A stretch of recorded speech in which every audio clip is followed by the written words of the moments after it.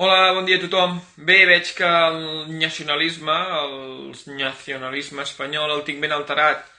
I ho dic perquè s'estressen una mica quan senten quatre veritats. Quan senten quatre veritats com que en una república independent, quan sigui proclamada, els nostres presos són les nostres presons i es podrien alliberar tan tranquil·lament, però és que això no ho dic jo, ho diu a molta altra gent, ho diu qualsevol persona que tingui una miqueta de seny, perquè sabem que amb l'estat espanyol cap mena de diàleg és possible, perquè té gent tancada a les presons per les seves idees polítiques i té gent exiliada per les seves idees polítiques i té gent tancada a casa seva per acusada de terrorisme i és simplement per idees polítiques diferents a les seves. Però en canvi doncs permeten elements com policies nacionals i guàrdies civils sense investigació doncs anar penjant vídeos de polítics catalans decapitats o anar penjant vídeos i gravant vídeos de la por ellos mentre van en un autobús cap a Catalunya o apallissant a la gent que simplement vol votar. Això ho permet l'estat espanyol. I aquest tal Alfonso Ucía, que avui he vist que ha escrit un article sobre mi a La Razón,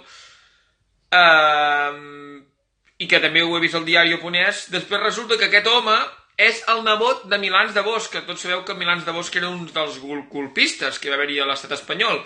Aleshores aquesta gent que realment té un altaveu a la premsa, aquesta gent que realment doncs, és columnista de diaris com La Razón, perquè La Razón també és un diari conegut mundialment per la seva imparcialitat, amb el seu amic al capdavant, aquest galifardeu, no me'n recordo com es diu ara, és que ja veieu la importància que els dona aquesta gent. Però La Razón doncs, permet aquest tipus de diaris i aquest tipus d'odi cap a una persona. I això passa en aquest estat. I a més, fan servir paraules amb doble sentit. Fan servir paraules amb doble sentit que podria servir com a interlocutor o podria servir com a persona morta violentament. I ja no sé si aquests diaris realment o aquesta persona el que vol és que em matin violentament, perquè tal com fan aquestes afirmacions, però vaja, tenint en compte que la Fiscalia Espanyola doncs, agafa i permet que diu que no és un delicte d'odi demanar que es bombardegi Arenys de Munt, doncs vaja, doncs aquí és delicte d'odi el que a ells els hi sembla, no només, o el que ells valoren que sigui delicte d'odi. A més, avui ja ho heu vist, la gran multitud que eren, 3.000 persones, uau! 3.000 persones a Barcelona, ho heu petat. Una altra vegada ho heu petat. I a més, hem vist tots el nivell, i tots els signes, i tots els símbols ofensius, i totes les gesticulacions que fèieu.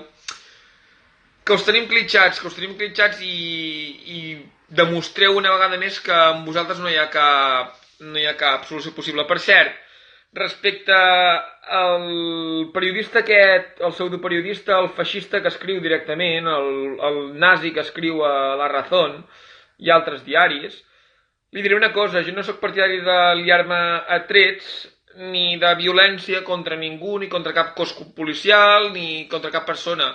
Els que en tot cas eren més partidaris d'assassinar era el teu tiet, senyor Ucía, i els seus, no nosaltres.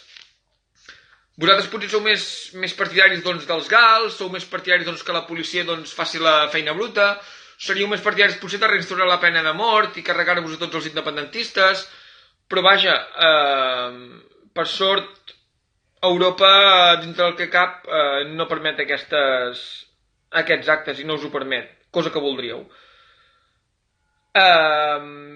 No teniu cap més argument que difamar contra les persones. Avui també he vist el grup aquest de policies d'élite o alguna cosa d'aquestes, doncs dient que jo a l'acadèmia havia après els colors i totes aquestes. Quan no teniu cap argument, realment, només us queda menys tenir la gent, insultar i inventar, perquè és que realment és bastant llastimós no poder tenir un debat seriós amb vosaltres. És bastant llastimós no poder exposar, intercanviar fets. Bàsicament perquè m'agradaria saber, a mi m'agradaria que em donessin motius, potser per reflexionar, per quedar-nos a Espanya, perquè els independentistes es vulguin quedar, però sou incapaços de donar cap motiu, sou incapaços de donar cap argument, i l'única cosa que us queda és la desqualificació, l'insult i l'agressivitat. Ho torno a repetir, jo no sóc partidari de la violència, ni vull que el poble català sigui violent per obtenir la seva independència. Els que sou més partidaris de la violència sou vosaltres i la vostra policia, que ho vam veure el dia 1 d'octubre, com apallissàveu a la gent simplement per voler votar. I d'això no s'està investigant res. Però com no s'investiguen en tantes altres coses, i s'us permet anar dient que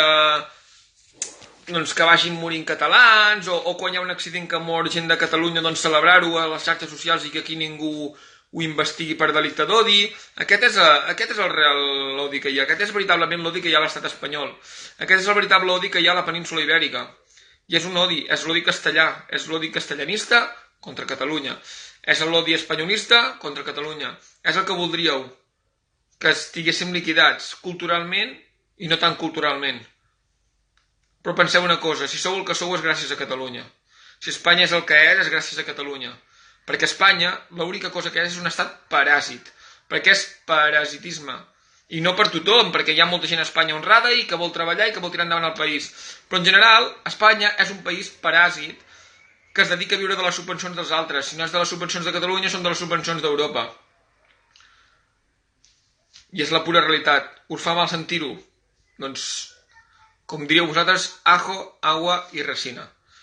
Visca la República de Catalunya. No dubteu que junts l'aconseguirem i pararem els peus al feixisme espanyol.